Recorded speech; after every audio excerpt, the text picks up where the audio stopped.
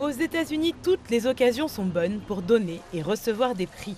Pour honorer les acteurs, il y a les Oscars. Pour récompenser les sportifs, il y a les ESPY Awards. Pour fêter les talents latinos, il y a les Alma Awards. Et pour célébrer les femmes, eh bien, le magazine Elle s'occupe de tout.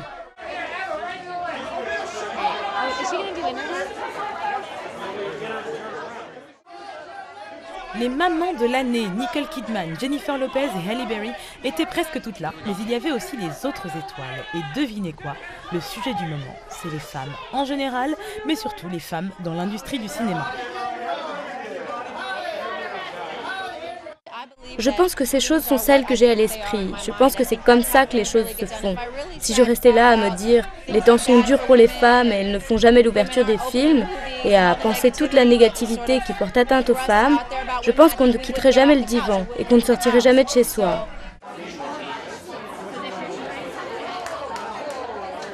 C'est plus difficile pour les femmes et tout le monde le sait. On ne dit rien de nouveau. Et donc, quand tu accomplis certaines choses, quand tu agis à un niveau plus élevé et que tu rencontres un énorme succès, ça mérite des applaudissements, parce que c'est une inspiration pour tout le monde. Tout le monde le pense et Jenny l'a dit. Les femmes sont une inspiration pour tout le monde. Et oui, les actrices américaines ne blaguent pas avec leur statut de rôle majeur de la société. Alors messieurs, prenez note.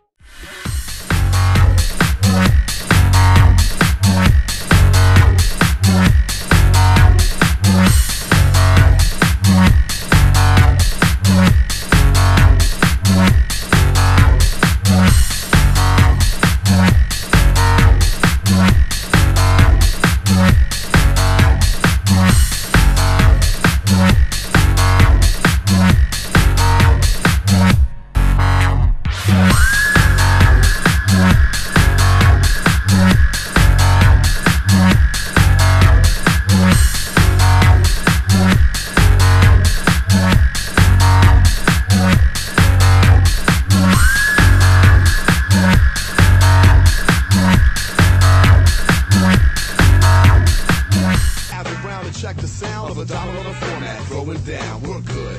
Get it straight, we're great, could you demonstrate? Yeah, we won't hesitate to touch down in your town. It's a dollar on the format, throwing down.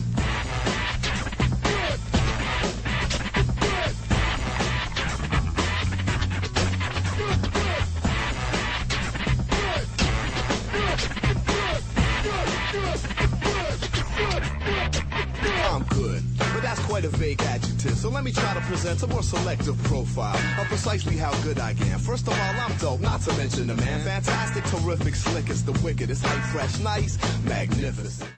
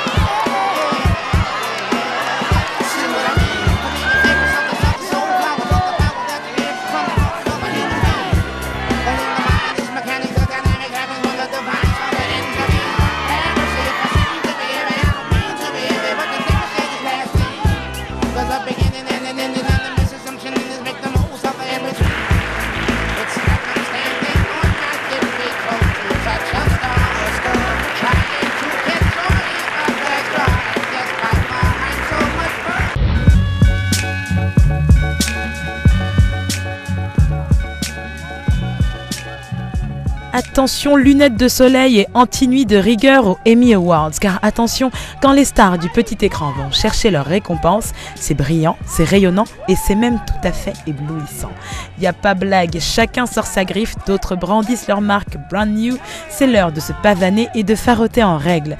Et qu'elles soient des femmes au foyer désespérées, des reines de beauté moches ou des héroïnes tout simplement sympathiques, nos célébrités de Hollywood connaissent la mode. This is Monique Lhuillier. I love... Cette robe est griffée Monique Lhuillier. J'adore le jaune. Je l'ai choisi parce que c'est la fin de l'été et j'ai pensé que ce serait amusant et festif et pas trop compliqué et joyeux. Mes bijoux, c'est Neil Lane. Tout ça doit être rentré pour minuit. C'est comme ça.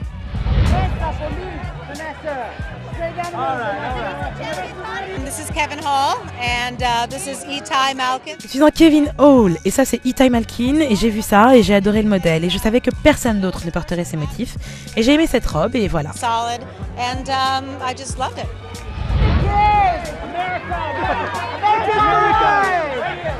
This is vintage Burley. Cette robe, c'est Monique Lhuillier. J'adore le jaune. Je l'ai choisi parce que c'est la fin de l'été et j'ai pensé que ce serait amusant et festif et pas trop compliqué et joyeux. Mes bijoux, c'est Neil Lane et tout ça doit être rentré pour minuit. Et oui, c'est comme ça.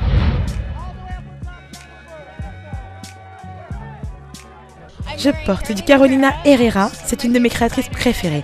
Et je n'ai jamais eu la chance de porter une de ses robes, donc quand c'est arrivé cette année, j'étais super excitée. J'ai dû mettre 2 heures pour me préparer et je me sens bien.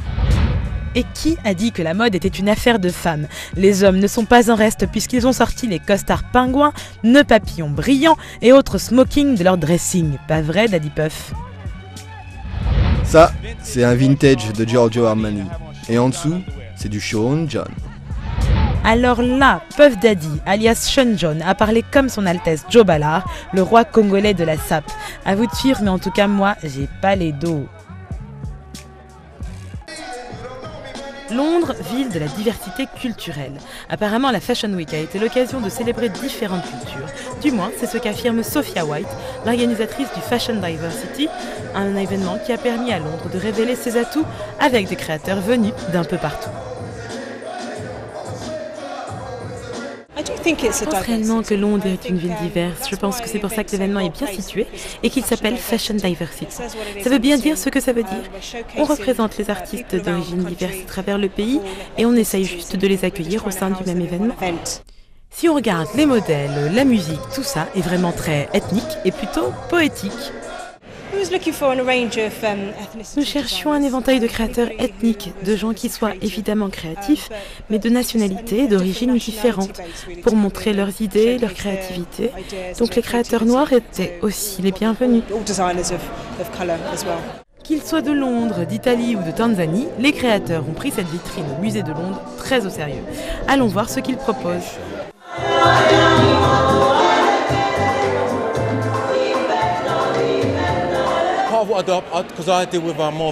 Je fais une part de sur-mesure, donc des gens viennent me voir et je dessine quelque chose de spécial pour eux. Parce que beaucoup de produits de mode viennent de la production de masse, comme la Chine. Donc ce que j'essaie de faire, c'est du sur-mesure sur les clients, comme ça, quand ils sortent, où qu'ils aillent, ils savent que personne d'autre ne portera les mêmes vêtements. Et ce pouvoir mental leur revient. Et ça ne revient pas au créateur qui fait des vêtements en production industrielle. The mass consumers of clothing today.